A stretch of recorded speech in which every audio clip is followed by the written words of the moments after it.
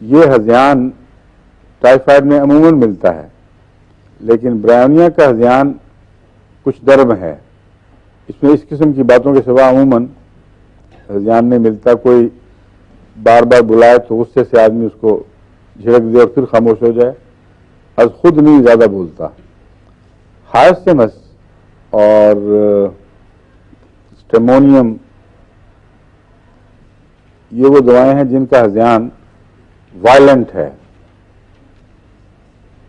اور سلفر میں بھی ہذیان میں شدت پائی جاتی ہے۔ بیلاڈونا میں ہذیان میں وائلنس پائی جاتی ہے۔ کیوں جی کچھ گر گیا؟ اچھا جزاک اللہ۔ اور بخاروں کے ٹاکسنس کے نتیجے میں یہ ساری باتیں پیدا ہوتی ہیں، اور ان سب سے میں ہذیان کے ساتھ سر درد بھی شامل ہوتی ہے۔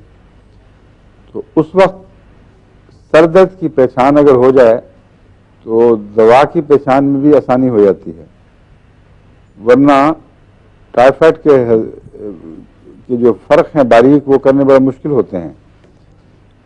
ہذیان کے فرق سے بھی آپ کسی حد تک اور سر درد کے مزاج سے کسی حد تک سمجھ سکتے ہیں۔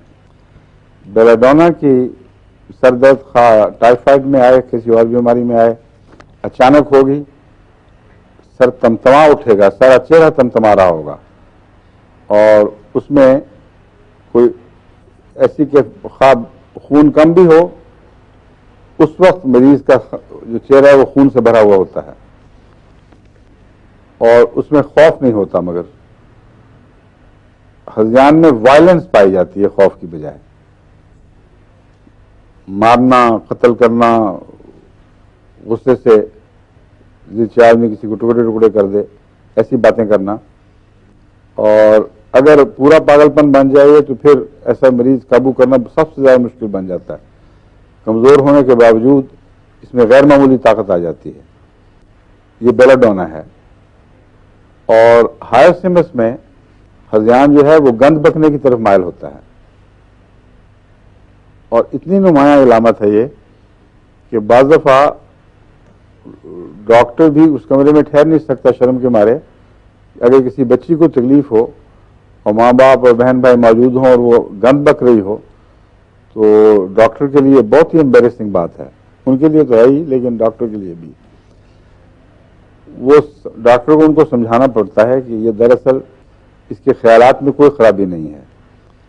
ہائرسیمس کی جو انفلیمیشن ہے یہ اعضائے تناسل میں ضرور پائی جاتی ہے ساتھ، اس لیے یہ کمبینیشنز مل کر ہذیان کی کیفیت پیدا کرتے ہیں۔